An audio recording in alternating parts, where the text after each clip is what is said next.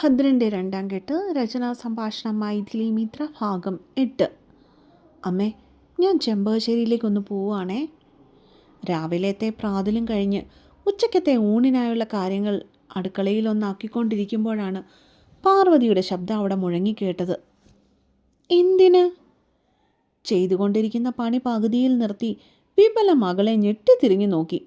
കൂടെ തന്നെ നാരായണിയും. കൃഷ്ണൻ പറഞ്ഞ് അവരും തലേ ദിവസത്തെ കാര്യങ്ങളൊക്കെ അറിഞ്ഞിരുന്നു. അവിടെ 1-2 ചെടികളൊക്കെ ഞാൻ കണ്ടുവച്ചിട്ടുണ്ട്. ലക്ഷ്മി അമ്മയോട് പോയി ചോദിച്ചാൽ തരുമായിരിക്കും. അവൾ ലെവലേശം കൂസലില്ലാതെ പറഞ്ഞു. നീ ഇപ്പോൾ പോണ്ട പാറു, മൂത്തെ പാടൊക്കെ ഒന്ന് ഉണങ്ങട്ടെ. വിമലെ അവളെ തടയുവാനായി ശ്രമിച്ചു. എത്രയൊക്കെയാണെങ്കിലും ശരീരം നോവുന്നത് പാറുവിന് ഒട്ടും ഇഷ്ടമില്ലാത്ത കാര്യമാണെന്ന് ഭീതിയോടെ അവരോർത്തു. ഈ പോക്ക് ഭദ്രനോട് വഴക്കിടുവാനാണോ എന്ന് പോലും വിമല ഉള്ളുകൊണ്ട് പേടിച്ചു. അതൊക്കെ എപ്പോഴേ പോയി. ദേ നോക്കിയേ, നല്ലോണം കുറഞ്ഞില്ലേ? കവളിലെ നീര് പൊടിക്കൊന്ന് വറ്റിയിട്ടുണ്ട്. അത് കാട്ടിയാണ് പെണ്ണിൻ്റെ ഈ പ്രഹസനം. എന്നാലും വേണ്ട പാറു, നീ ഇപ്പോൾ മുറി പോയിരിക്കെ. വൈകിട്ട് വെയിലൊന്ന് ആറുമ്പോഴേക്കും നമുക്ക് 2 ആൾക്കും കൂടി വരാം. വിമല പറഞ്ഞു നിർത്തി. എനിക്ക് വീട്ടിലിരുന്ന് ബോറടിക്കുന്നമ്മേ. എത്ര നേരമെന്ന് വെച്ചാൽ ഞാൻ ഇതിനകത്ത് കുത്തിപ്പിടിച്ചിരിക്കുന്നേ. ഒന്ന് പറഞ്ഞു കൊടുക്ക് തറവാട്ടമ്മേ.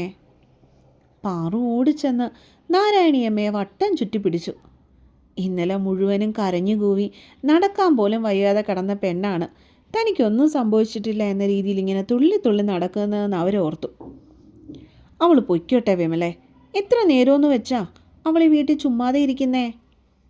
മുത്തശ്ശിയുടെ അനുവാദം കിട്ടിയതും പാറു സമ്മതത്തിനായി വിമലയെ ഒന്ന് നോക്കി. പ്ലീസ് മമ്മ, പോയിട്ട് ഓടി വരാം. പാറു ചുണ്ടുകൾ കോട്ടിക്കൊണ്ട് കെഞ്ചി ചോദിച്ചു. അവിടെ ചെന്നാലേ ഭദ്രുട്ടിനോട് അടിയുണ്ടാക്കില്ലെന്ന് ഉറപ്പ് തന്നാൽ മാത്രം ഞാൻ സമ്മതിക്കാം.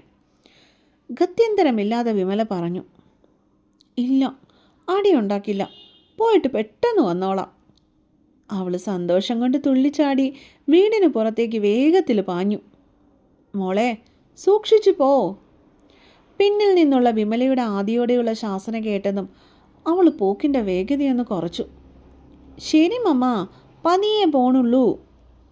അപ്പോഴും ജീനിൻ്റെ പോക്കറ്റിൽ ഭദ്രമായി സൂക്ഷിച്ച ഫോൺ അവിടെ തന്നെ ഉണ്ടോ എന്ന് അവൾ ഒരു വട്ടം കൂടി ഉറപ്പുവരുത്തി.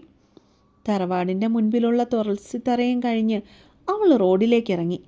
ശേഷം ആ ചെറിയ പാത മുറിച്ച് കടന്നിട്ട് ചെമ്പകശ്ശേരിയുടെ ഗേറ്റ് തുറന്ന് അതിനകത്തേക്ക് കയറി. മുറ്റത്തും സിറ്റൗട്ടിലും ആരെയും കാണാനില്ലാത്തത് കൊണ്ട് രാത്രിയിൽ ഭദ്രനിരുന്ന മുറിയുടെ തുറന്നിട്ട ജനലിന് മുൻപിലേക്ക് ചെന്ന് നിന്നു. അകത്തേക്ക് നോക്കിയപ്പോൾ ആരെയും കാണാൻ സാധിച്ചില്ല.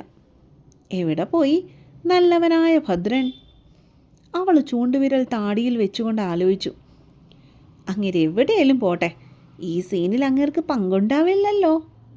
ഒന്നൂറ് ചിരിച്ചുകൊണ്ട് തിരിഞ്ഞ് സിറ്റൗട്ടിലേക്ക് കയറുവാനായി പോയപ്പോഴാണ് ചെമ്പകത്തിൻ്റെ രൂക്ഷഗന്ധം അവളുടെ മൂക്കിലേക്ക് അടിച്ചു കയറിയത്. ഏതോ ഒരു ഓർമ്മയിൽ അവളുടെ കാലുകൾ പൊടുന്നേനെ നിശ്ചലമായി.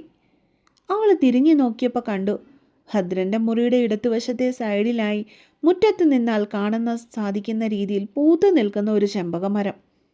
എന്തൊരു മണമാണ്! മൂക്കിലേക്ക് ആ ഗന്ധത്തെ വലിച്ചു കയറ്റിക്കൊണ്ട് പെണ്ണൊന്ന് മന്ത്രിച്ചു. ഏതോ മായയിൽ അകപ്പെട്ടവളെ പോലെ അവൾ അങ്ങോട്ടേക്ക് നടന്നു. അരികിലേക്ക് ചെന്നപ്പോഴാണ് അത് നന്ദന ചേച്ചിയുടെ കുഴിമാടത്തിനരികിലാണ് നിൽക്കുന്നതെന്ന് അവൾക്ക് മനസ്സിലായത്. രാത്രിയിലത്തെ സ്വപ്നത്തിലെ എന്തൊക്കെയോ ഓർമ്മകൾ അവളെ വന്ന് പൊതിഞ്ഞുവെങ്കിലും അതൊന്നും പെണ്ണിന് വ്യക്തമായിരുന്നില്ല. വളരെയധികം സന്തോഷത്തോടെ അവൾ ആ ചെമ്പകപ്പൂക്കളെ അത്രമേൽ മൃദുവായി തൊട്ടു. അവളുടെ ഒരു സ്പർശനത്തിനായി കാത്തിരുന്നവരെ പോലെ അവയോരോന്നും വിടർന്നു വന്നു. എന്താ ഭംഗി! കുറച്ച് പൂക്കൾ പറിച്ചുകൊണ്ട് കൈക്കുമ്പിളിൽ നിറച്ചുകൊണ്ട് പാറു വീടിനുള്ളിലേക്ക് ഓടിക്കയറി. ഉമ്മറവാതിൽ തുറന്നു കിടന്നതിനാൽ തന്നെ അവൾ ഉള്ളിലേക്ക് കയറി ചെന്നു. ഹാളിൽ നിന്നപ്പോഴേ കണ്ടു തൻ്റെ ശത്രുവിൻ്റെ മുറി അടഞ്ഞു കിടക്കുന്നത്. അവൾ നേരെ അടുക്കളയിലേക്ക് നടന്നു. ലക്ഷ്മിയമ്മ അവിടെ ഉണ്ടായിരിക്കുമെന്നുള്ള ഒരു ഊഹത്തിൽ. കൈക്കുമ്പിളിലെ പൂക്കൾ അപ്പോഴും അവൾ ഭദ്രമായി പൊതിഞ്ഞു പിടിച്ചിരുന്നു. ലക്ഷ്മിയമ്മേ! അടുക്കളയുടെ വാതിൽക്കൽ ചെന്ന് നിന്ന് അകത്തേക്ക് തലയിട്ടുകൊണ്ടവൾ വിളിച്ചു. മോളെ, നീയോ? വാ, അകത്തേക്ക് വാ. കുറവുണ്ടോ കുട്ടിയെ?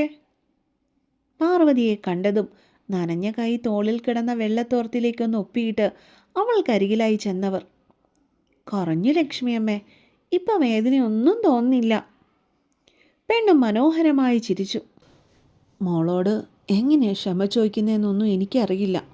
എന്നാലും എൻ്റെ മോൻ ചെയ്ത കാര്യത്തിന് ഈ അമ്മ ക്ഷമ ചോദിക്കുന്നു കേട്ടോ. മനസ്സിലൊന്നും വെക്കല്ലേ കുഞ്ഞെ. ആ ഫോട്ടോ അവൻ്റെ ജീവനാ. അത് പൊട്ടിപ്പോയതിൻ്റെ വിഷമത്തിൽ മോളെ അങ്ങനെയൊക്കെ. അവളുടെ പാടുകൾ കവിഞ്ഞ കവിളിന്മേൽ തലോടിക്കൊണ്ട് ലക്ഷ്മി സങ്കടത്തോടെ പറഞ്ഞു. അതൊക്കെ ഞാൻ എപ്പോഴേ മറന്നു. ലക്ഷ്മിയമ്മ ഒന്നും ആലോചിച്ച് സങ്കടപ്പെടേണ്ട. എന്നാലും എൻ്റെ കുട്ടി എങ്ങനെ കാണുമ്പോൾ എനിക്ക് വല്ലാത്ത സങ്കടം തോന്നുന്നു. എൻ്റെ പൊന്നു ലക്ഷ്മിയമ്മേ, അതൊക്കെ വിട്ടേ. ഞാനൊരു കാര്യത്തിന് വേണ്ടിയാ ഇങ്ങോട്ടിപ്പോൾ വന്നേ. പാറു ഉത്സാഹത്തോടെ പറയുവാനായി തുടങ്ങി. എന്താ മോളെ? അവൾ പറയാൻ പോകുന്ന എന്താണെന്ന് അറിയുവാനുള്ള ആകാംക്ഷ അവരിലുണ്ടായി. മുറ്റത്തൊരുപാട് ചെടികളില്ലേ, അതിൻ്റെയൊക്കെ ഓരോ തൈ തരുമോ?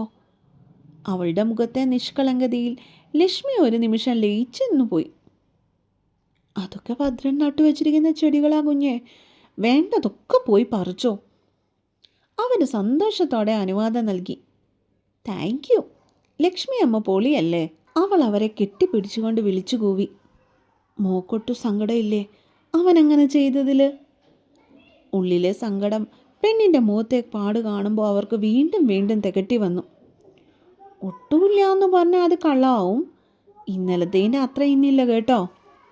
ഒറ്റ കണ്ണിറുക്കി പറയുന്നവളുടെ നെറ്റിയിൽ അവർ ആദ്യമായി ഒരു ചുംബനം നൽകി വാത്സല്യത്തോടെ. അല്ല, ലക്ഷ്മി അമ്മയുടെ മാനെവിടെ? ഇന്ന് കണ്ടില്ലല്ലോ. അവൾ ചുറ്റിനെ ഒന്ന് കണ്ണോടിച്ചിട്ട് പതിയെ രഹസ്യം പോലെ ചോദിച്ചു. കോളേജിൽ പോയി മോളെ. അയാൾ പഠിക്കുകയാണോ? കണ്ണു വീഴ്ചുകൊണ്ട് പെണ്ണ് ചോദിച്ചു പോയി. അയ്യോ അല്ല കുട്ടി, അവൻ അവിടുത്തെ അസംഷൻ കോളേജിലെ ലെക്ചറാ. ഞാനോർത്തു പുള്ളി ഇപ്പോഴും പഠിക്കുന്ന കൂട്ടത്തിലുള്ളതാണെന്ന്. അവളൊരു വിളറിയ ചിരി ചിരിച്ചു. പിന്നെയും എന്തൊക്കെയോ അവർ തമ്മിൽ സംസാരിച്ചു കൊണ്ടിരുന്നു. കുറഞ്ഞ സമയം കൊണ്ട് തന്നെ ലക്ഷ്മിയമ്മയ്ക്ക് പാറുവിനെ വളരെയേറെ ഇഷ്ടമായി. എപ്പോഴും കലപില സംസാരിച്ചു കൊണ്ടിരിക്കുന്ന ഒരു കുറുമ്പിപ്പെണ്ണ്. നന്ദന പോയതിൽ പിന്നെ താൻ ആരോടോ ഇത്രയധികം സന്തോഷത്തോടെ സംസാരിച്ചിട്ടില്ലെന്ന് ഒട്ടൊരു വിഷമത്തോടെ അവരാലോചിച്ചു. അതെ, ഒരു കാര്യം ചോദിച്ചോട്ടെ? കുറച്ചു നേരം കഴിഞ്ഞപ്പോൾ പാറു അവരെ തോണ്ടി വിളിച്ചുകൊണ്ട് ചോദിച്ചു. എന്താ മോളെ? ലക്ഷ്മി അമ്മയുടെ മോൻ കുടിക്കുമോ? അവൾ ഇത്തിരി പമ്മലോടെയാണ് അക്കാര്യം ചോദിച്ചത്. ഭദ്രനോ? അവനിഷ്ടമില്ലാത്ത ഒരേ ഒരു കാര്യമാണ് കുടി.